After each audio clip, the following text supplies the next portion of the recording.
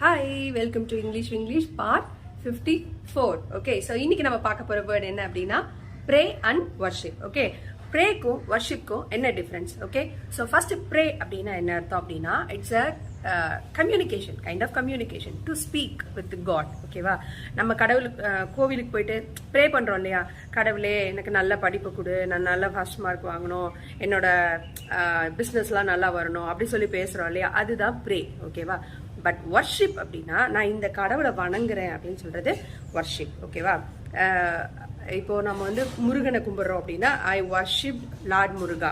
ஓகேவா, ஸோ முருகனை நான் வந்து வழிபடுறேன் அப்படின்னு சொல்றது, வழிபடுகிறேன் அப்படின்னு சொல்றது வந்து வர்ஷிப். ஓகேங்களா, ஸோ சில இடத்துல வந்து சொல்லுவாங்க she worshipped her husband as a god, கடவுள் மாதிரி அவங்க ஹஸ்பண்டை வந்து மதிக்கிறாங்க அப்படின்னு சொல்லுவாங்க. ஓகே, ஸோ இதுதான் வந்து வர்ஷிப் அண்ட் ப்ரேக்குள்ள டிஃபரன்ஸ். ஓகே, ஸோ இது உங்களுக்கு ரொம்ப யூஸ்ஃபுல்லாக இருக்கும்னு நினைக்கிறேன். See you in the next video. Bye bye.